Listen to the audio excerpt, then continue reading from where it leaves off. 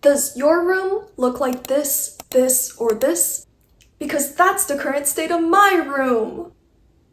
Today I'm going to show you 8 DIY room decor ideas so that your bedroom can finally look like your Pinterest board. I'm currently a student renting on campus, so my bedroom is pretty small, and as you can see, it's pretty boring. This desk right here is currently functioning as my study desk, my Pinterest doom scrolling desk, my content creation desk, and everything else, so I spend a lot of time sitting right here. I am moving out in a few months, so I've low-key given up on making my room look aesthetically pleasing, but I want to at least make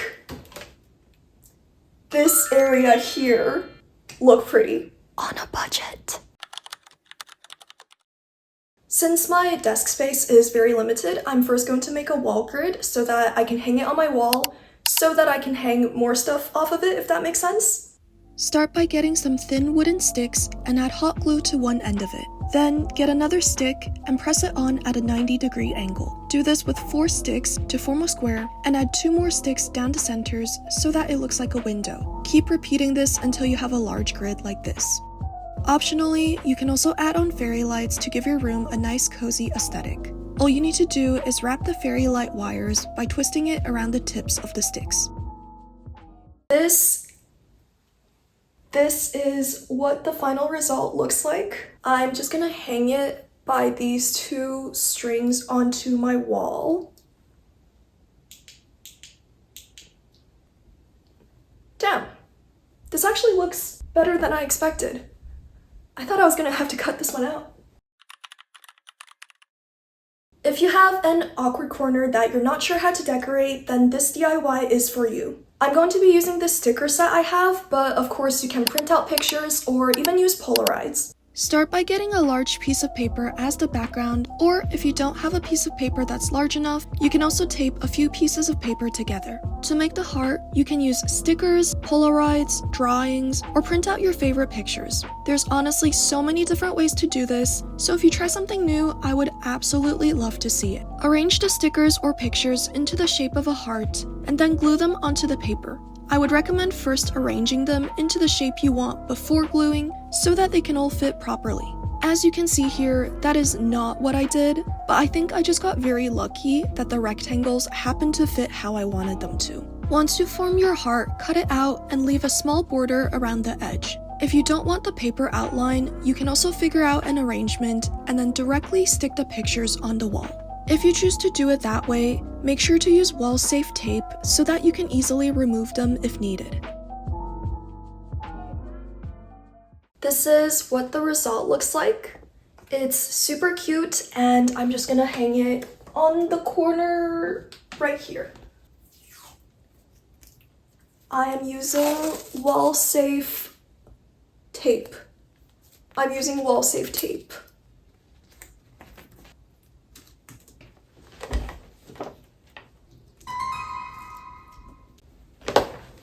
It looks so cute. I really need to move this out of the way. As a child, I've always wanted to put those glowy stars on my ceiling, except I didn't have any glowy stars, and I was also too short to reach the ceiling. So for this DIY, I'm going to make glow-in-the-dark stars and put them in my art corner because I'm still too short to reach the ceiling. I'm using glow-in-the-dark hot glue sticks. These look quite similar to regular hot glue sticks, but they are not the same, so make sure to read the label before you buy them. Start by squeezing out the regular hot glue from the hot glue gun to clear it out. Then, all you need to do is squeeze the hot glue onto a sheet of sticker paper into the shape of a star. If you don't have sticker paper, you can also use parchment paper or any non-stick surface. Repeat this a few times to make stars of varying sizes, and if you want, you can also make a moon. Wait for them to completely dry, then peel it off the sticker paper. This is what the stars look like, and I'm going to be using these tiny little wooden clips and just clip it onto the stars like this, and then add it to the wall here. I'm using tape instead.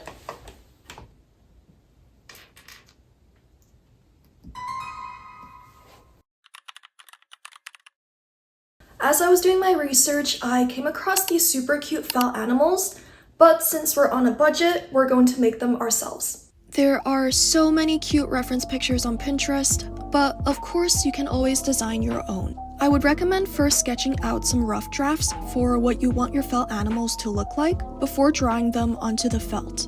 Once you've drawn on your design, double layer it so that it's completely aligned and cut along the lines. This can be a bit tricky, so if the felt is kind of slippery, use a safety pin or paper clip to pin the 2 layers together. Once you've cut out the pattern, you can either sew along the edges or use hot glue like I'm doing here. Add hot glue along the edges, but make sure to leave the center clear so that you can stuff it with cotton.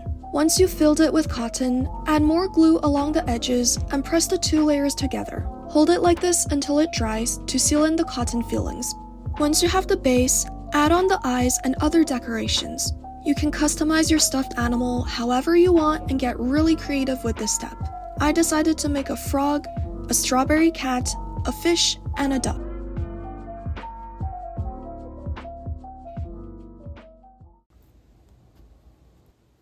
This one turned out kind of ugly, but that's what makes it cute, if you know what I mean. I really like stained glass windows because it makes the room look so colorful and vibrant, and it puts me in such a good mood, but I can't just slap a window right here, so I'm going to make a faux stained glass window.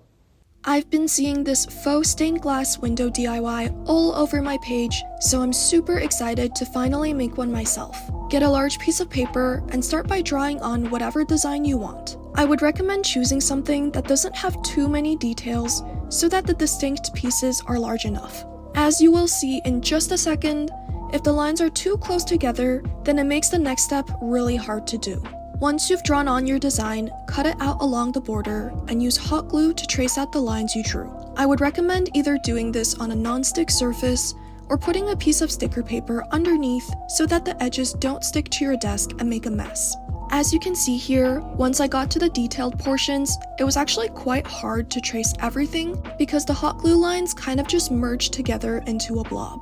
I had to give up on some of the smaller lines, but this didn't turn out to be a huge problem. Keep tracing until all the lines are covered with hot glue and wait for this to dry completely. Get some aluminum foil and cut out a chunk that's slightly larger than the piece of paper. Place the aluminum foil over the paper and press it onto the hot glue lines. I was originally using my fingers, but I couldn't really get into the smaller areas, so I decided to use the back of a pencil instead. If you also decide to use a tool to help you, I would recommend using something with a soft tip so that it doesn't rip through the aluminum foil. For the borders, fold the foil backwards and flatten it out. This already looks so cool, but we're about to make it look even cooler. Use markers to color in each individual chunk to really bring the design to life. I'm using alcohol-based markers, and I recommend also choosing darker or more vibrant colors so that they stand out more against the shiny foil. I would also recommend using a few different shades of each color to give the drawing more depth. For example, you can see here that I'm using multiple shades of green and pink for the rose. For the background, I'm also coloring in a gradient. Make sure to choose colors that stand out against the foreground so that it doesn't all blend together.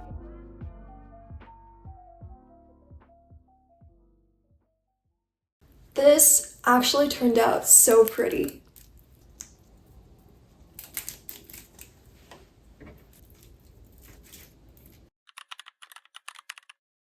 For this next DIY, we're going to make a light switch cover. I found so many cool reference pictures on Pinterest, so it was really hard to decide, but eventually I narrowed it down to this one.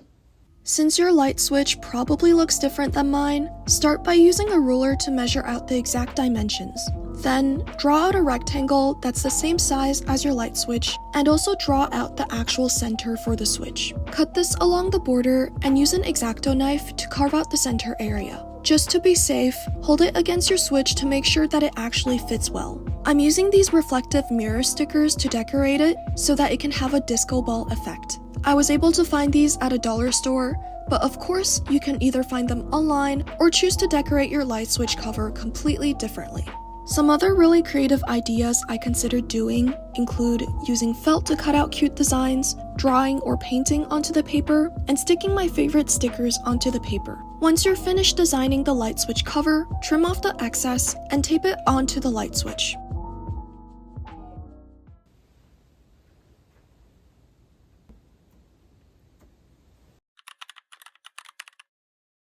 One of my favorite ways to decorate my room is to hang pictures of all of my favorite memories on the walls, but in the process of moving here, I actually lost all of my Polaroids, so I'm going to be using these stickers as a base for now, and just replace them as I take more pictures. Cut out a piece of rope to whatever length you want and get some small wooden clips. Tie both ends of the rope into a loop so that you can hook it onto the wooden grid later. Hot glue the wooden clips onto the rope and make sure to hold it there until it's dried. You can also use larger wooden clips depending on the size of the pictures you want to hang, but I find that these small ones work perfectly fine. If you want, you can also glue the clips vertically along the rope so that it hangs downwards instead.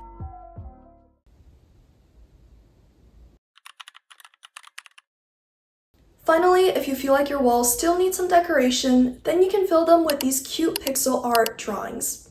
Start by drawing on a grid onto the paper. You can of course just use grid paper, but since I wanted my grids to be slightly larger, I decided to draw them on myself. Once you have your grid paper, use a pencil to trace out the design that you want. If you're feeling really confident, you can directly color it on, but I would recommend drawing it out first so that you have some guiding lines to work with. If you go on Pinterest and search up pixel art, you'll find a lot of really cool designs, but I actually recommend keeping it simple and starting off with an easy one. You can of course also make up your own design to make your room look extra unique. Here's everything I made, and honestly, I think this was one of my favorite DIYs. Time for a room tour!